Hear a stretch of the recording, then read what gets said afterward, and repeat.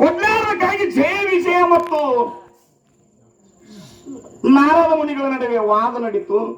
ಏನ್ರಿಪ್ಪ? ಆ ವಾದ ತಾರಕಕ್ಕೇರಿದಾಗ ಹೊರಗೆ ಗದ್ದು ನಡೆದ ತಿಳ್ಕೊಂಡ ಗದ್ದಿಗೆ ಮೇಲೆ ಕೂತಂತ ವಿಷ್ಣು ಪರಮಾತ್ಮ ಎದ್ದು ಬಂದ್ರಿಪ್ಪ. ನಾರದ ಹಿಂಗ ಮಾತಾಡ್ತೇನೆ ತಿಳ್ಕೊಂಡ ಜಯ ವಿಜಯರಿಗೆ ಮಾತಾಡುವಾಗ ಅದು ವಾದ ಹೋಗಿ ಮತ್ತೆ ತಾರಕಕ್ಕೇರಿತು.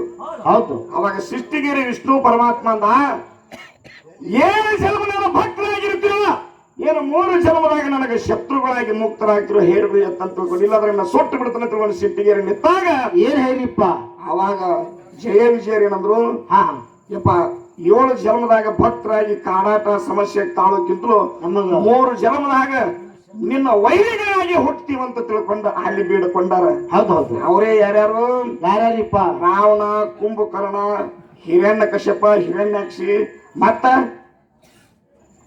ಹೌದು ಈ ಮಗನಿಗೆ ಮುಂದಿನ ಗೊತ್ತೇ ಇಲ್ಲ ಯಾರ್ಯಾರವ್ರ. ರಾವಣ, ಕುಂಭಕರ್ಣ, ವಿಭೀಷಣ, ಹಿರಣ್ಯಾಕ್ಷಿ, ಹಿರಣ್ಯಕಶ್ಯಪ ಮತ್ತು ವಕ್ರದಂತ. ವಕ್ರದಂತ ಹಿಂಗೆಲ್ಲಾರು ಕೂಡಿಕೊಂಡು ಏನೇನಾಯ್ತು, ಎರಡೆರಡು ಅಣ್ಣ ತಮ್ಮ ಇವರೆಲ್ಲರೂ ಏನಾಗ್ಬೇಕಾಯ್ತಲ್ಲಿ ಮುಕ್ತರಾಗಬೇಕಾಗಿತ್ತು. ಹೌದು. ಯಾವಾಗ ಪ್ರಹ್ಲಾದ ಹಿರಣ್ಯಕಶ್ಯಪನ ಮಗಾಗಿ ಹುಟ್ಟಿ ಬಂದ ಭಕ್ತ ಪ್ರಹ್ಲಾದ ಹರಣ ಬಿಟ್ಟ ಹರಿನಾಮ ಜಪಿಸ್ತಾರಂತ ತಿಳ್ಕೊಂಡ ಅವನನ್ನು ಮರ್ದನ ಮಾಡಕ ಅವನು ಕೊಲ್ಲಾಕ ನಿರ್ಧಾರ ಆದಾಗ ಹಿರಣ್ಯಕಶ್ಯಪ ಕೇಳಿದ, ಏನ್ರಿಪ್ಪ? ಹರಿ ಹರಿ ಅಂತ ಗಂಟ್ಲ ಹರಿದ ಕೊಳ್ತಿ ಎಲ್ಲಿದ್ದಾನ ನಿನ್ನ ಹರಿ? ನಿನ್ನ ಹರಿ ಎಲ್ಲಿದ್ದಾನು? ಎಲ್ಲಾ ಕಡೆ ಬಂದ, ಅವನೇನು ತರ ಕಷ್ಟದಲ್ಲಿದ್ದಾನ.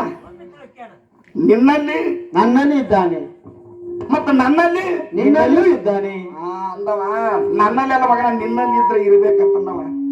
ಹೆಂಗದಾನಂದಾಗ ಆ ಕಂಬ ಈ ಕಂಬ ಅರಮನೆಯಾಗ ಕೈ ಮಾಡಿ ತೋರಿಸಿದಾಗ ಹೌದು ಪರಮಾತ್ಮ ನೋಡ್ರಿ ಮಾಯದ ಆಟ. ಕಂಬಕ್ಕೆ ಕೈ ಮಾಡಿ ಪ್ರಹ್ಲಾದ ತೋರಿಸಿದಾಗ ಹಿರಣ್ಯಕಶ್ಯಪ ಏನ್ ಮಾಡಿದ, ತನ್ನ ಗದಾ ತಗೊಂಡು ಹೋಗಿ ಕಂಬಕ್ಕೆ ವಧಾ ಮಾಡಿದ. ಇದೇ ಕಂಬದಿಂದ ವರದ ನರಸಿಂಹ ದರ್ಶನ ಯುದ್ಧ ಕೊಟ್ಟಾಗ ಅವನಿಗೆ ಮುಕ್ತಿ ಆಗ್ಯದ. ನಿನ್ನ ಶಬ್ದಾನು ಯುದ್ಧದಿಂದ ಇಲ್ಲ ಗೌಡ. ಹೌದೌದೌದು. ಏನಾರ ಮಾತಾಡಕ್ ಹೋಗ್ಬೇಡ. ಸತ್ಯಯುಗದಾಗ ಇನ್ನೊಂದು ಕೇಳ, ಏನ್ರಿಪ್ಪ? ದರ್ಶನ ಯುದ್ಧದಿಂದ ಯಾರಿಗೆ ಮುಕ್ತಿ ಆಯ್ತು? ಹೆಂಗಕಿ ಪ್ರಾತಿವರ್ತ್ಯ ಅಂದ್ರೆ ಪ್ರತಿವರ್ತ ಧರ್ಮವನ್ನು ಕಾಪಾಡಿಕೊಂಡ್ಲು. ಎಲ್ಲಿಪ್ಪ? ಕೌರವರು ಪಾಂಡವರು ಜುವಾ ಕೇಳ್ಕೊಂಡ್ ಮರಗೈ ಅಂದ್ರೆ ಕಾಸ ಅಣ್ಣ ತಮ್ಮ ಪಗಡಿ ಆಟಕ್ಕಾಗಿ ಏನ್ ಮಾಡಿದ್ರು? ಅಣ್ಣ ತಮ್ಮರೊಳಗೆ ಜಗಳ ಬೆಳೀತು. ಹೌದೌದು. ಶಕುನಿ ಕುತಂತ್ರಕ್ಕಾಗಿ ಏನ ನಡೀತಲ್ಲಿ? ಏನ್ರಿಪ್ಪ? ಇದು ಶಬ್ದ ಕೇಳುದ. ಕಾಸ ಅಣತಾಮ್ರಂದ್ರ ಸುದಿಕ ಅವರಿಗೆ ಒಂದು ಚೂಜಿ ಏನು ಉರಟ್ಟ ಸ್ಥಾನ ಕೊಡ್ಲಾರಕ್ಕಾಗಿ, ಜಾಗ ಕೊಡ್ಲಾರಕ್ಕಾಗಿ ಇಡೀ 100 ಮಂದಿ ಕೌರವರು ಒಬ್ಬ ಹೆಣ್ಣು ಮಗಳ ಅಂದ್ರ 101 ಮಂದಿ ಇದ್ರೊಳಗ 100 ಮಂದಿ ಸರ್ವನಾಶ ಆಗಿ ಹೋಗಿಬಿಟ್ರು. ಹೌದೌದು. ಒಂದೇ ಒಂದು ಶಕುನಿ ಶಬ್ದ ಕೇಳಿ ಇಂತ ದುರ್ಯೋಧನ ಕೌರವರಿಗೆ ಹಿರಿಯರಾಗಿರ್ತಕ್ಕಂಥ ದುರ್ಯೋಧನಗ ಸನ್ನಿಧಾನ ಅವ್ರಿಬ್ಬರನ್ನ ಸಂಧಾನ ಮಾಡಬೇಕು ಅಂತ ತಿಳ್ಕೊಂಡ ಕೃಷ್ಣ ಪರಮಾತ್ಮ ಆದ್ರೂ ಆ ಭಗವಂತನ ಮಾತು ಇವರಿಗೆ ಕೇಳಿಸಲಿಲ್ಲ. ಹೌದೌದು. ಅವಾಗ ಶಕುನಿ ಮಾತು ಕೇಳಿ ಪಗಡಿ ಪಟ್ಟಾಶಿ ಪಗಡಿಗೆ ಕೂತ್ರ ಏನಾತ್ರಿಪ್ಪ? 5 ಮಂದಿ ಅಣ್ತಂಬರು ಬಲಾಢ್ಯ ಶಕ್ತಿ ಹೊಂದಂತ ಪಾಂಡವರೆಲ್ಲರೂ ಅಲ್ಲಿ ಏನಾಗ್ಬಿಟ್ರು? ಏನಾದ್ರು ಸೋತ್ರು. ಹೌದೌದು. ಶಕುನಿ ಕುತಂತ್ರಕ್ಕೆ ಸೋತ್ರು. ಅವಾಗ ಇನ್ನು ಸೋತ ಶರಣಾಗತರಾದಾಗ ಶಕುನಿಯ ಮಾತು ಕೇಳಿ ದುರ್ಯೋಧನೆಯಿಂದ ಏನಂದ್ರಿಪ್ಪ? ನಿನ್ನಲ್ಲಿ ಇನ್ನೂ ಒಂದು ಅಮೂಲ್ಯವಾಗಿರತಕ್ಕಂತ ರತ್ನದ ವಸ್ತು ಅದ.